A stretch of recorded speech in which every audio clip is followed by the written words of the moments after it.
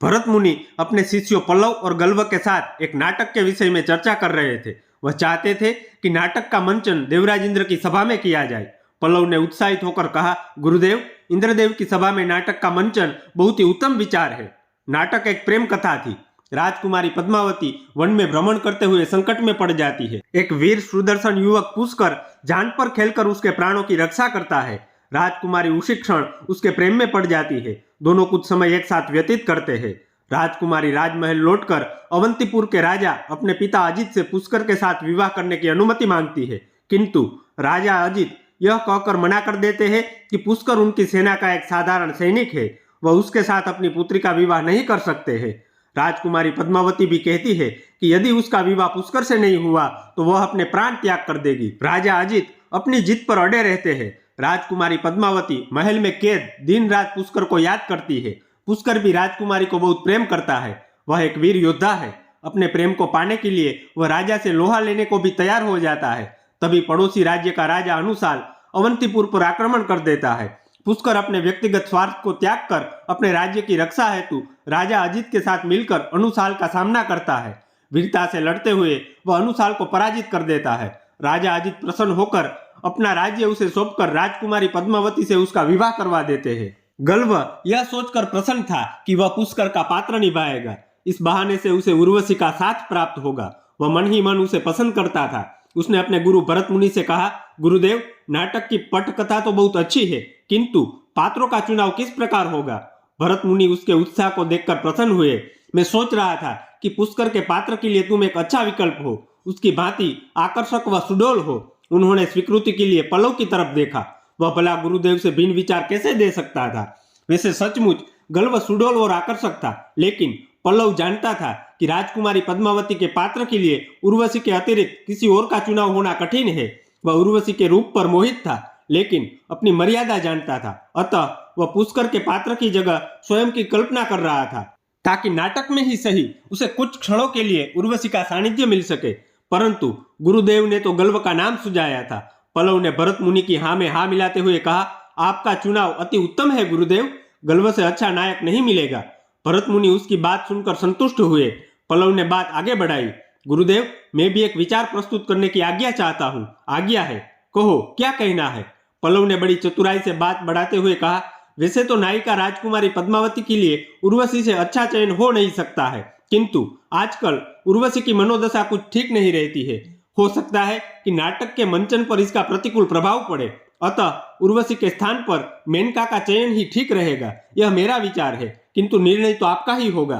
पल्लव की बात सुनकर भरत मुनि विचार करने लगे। उन्होंने भी अनुभव किया था कि इन दिनों उर्वशी की मनोदशा अनुकूल नहीं है। उसके नृत्य में अब वह चपलता नहीं दिखती जो पहले थी, किंतु वह जानते थे कि देवराज इंद्र उर्वशी के चुनाव पर ही जोर देंगे। वह बोले, बात तो तुम्हारी ठीक है पल्लव, किंतु देवराज इंद्र तो उर्वशी पर आसक्त है। तुम जाकर उन्हें नाटक के बारे में बताकर मेनका के चुनाव के लिए मनाओ। यदि वह मान जाए तो यही ठीक होगा। पल्लव प्रसन्न था कि वह अपनी चाल में सफल रहा। वह तुरंत देवराज इंद्र से मिलने चला गया। उर्वशी देवराज इंद्र के साथ थी। दोनों के बीच चौसर बिछा था।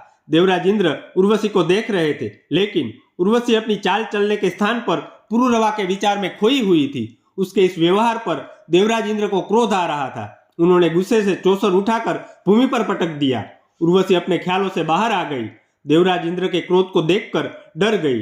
देवराज इंद्र ने क्रोध में कहा, यह क्या आचरण है तुम्हारा? मेरी उपस्थिति में तुम किसी और का स्मरण कर रही हो। मैं कई दिनों से देख रहा हूँ, तुम सदा किसी और के ख्यालों में रहती हो। एक अप्सरा होकर तुम एक साधारण मानवी की तरह व्यवहार कर रही हो। यह मुझे सही नहीं है। मुझे प्रसन्न रखना तुम्हारा कर्तव्य है। उर्वशी भय से कांप रही थी। उसने कभी नहीं सोचा था कि देवराज इंद्र के सम्मुख उसकी चोरी इस तरह पकड़ी जाएगी। वह समझ नहीं पा रही थी कि किस प्रकार स्थिति को संभाले। विवस्था में उसकी आंखों से अश्रु बहने लगे। उसकी यह दशा देखकर देवराज का दिल कुछ पसीज गया। उन्होंने एक सेविका को बुलाकर भूमि पर पड़े चौसर को उठाने की आज्ञा दी। उसके जाने के बाद उर्वशी की तरफ देखकर कुछ कोमल स्वर में बोले, प्रिय, तुम जानती हो कि अपनी सभी पत्नियां और अप्सराओं में मैं तुमसे ही सर्वाधिक प्रेम करता हूँ। अतः तुम्हारा किसी और के बारे में सोचना मुझसे सहन नहीं होता है।